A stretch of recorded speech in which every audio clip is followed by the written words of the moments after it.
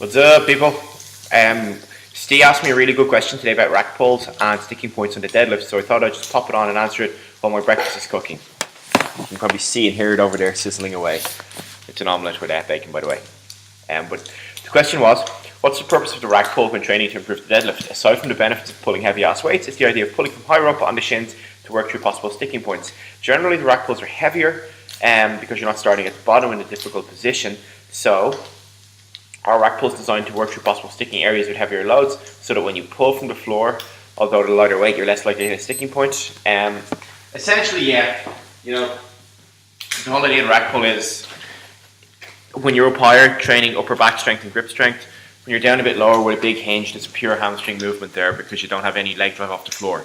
You got to remember that even though deadlifting is a hip hinge, hamstring and glute dominant exercise, there will be an element of quad drive off the floor to get the bar moving. So that initial kind of 4 to 5 inches.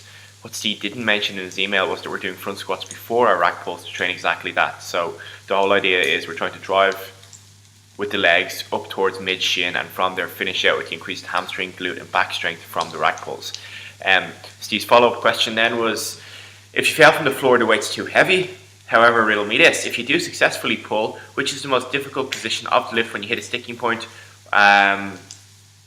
When you hit a sticking point in what should be a stronger position? I don't know what he's saying.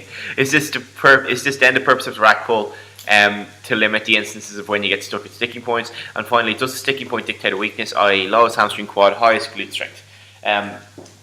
Okay, so yeah, essentially you're always going to have sticking points and they're probably always going to be in the same area.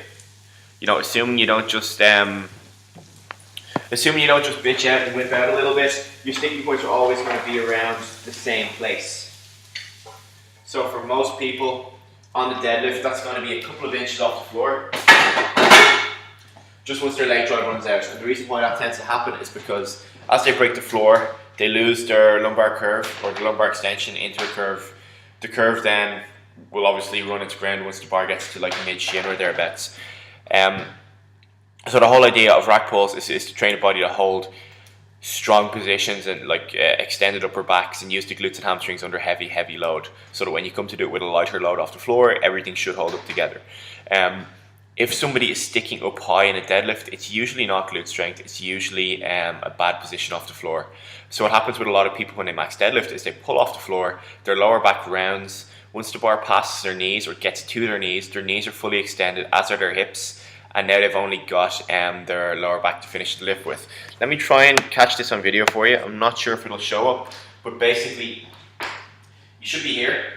But if you're here, and you've got your knees and hips fully extended already, all you've got to finish the lift is lower back extension. And if that's the case, the problem isn't your glutes, because your glutes are completely out of the movement already. The problem is you're not holding a good position off the floor, which could be leg drive, it could be hamstring, it could be back, it could be core. Depending on who it is, it could be a lot of things. I saw a really good video a couple of months ago where a guy was talking about how he trains around his deadlift sticking points. And he said, if I'm weak off the floor, I'll do high box squats. If I'm weak through the mid-range, I'll do a rack pull at that position. And if I'm weak up the top, I'll do some heavy ass bent over, cheated Yates style rows to solidify my upper back position. A lot of the time it's just about picking movements you suck at and getting better on them. So hopefully that answers the question, Steve, and let me know if there's anything else.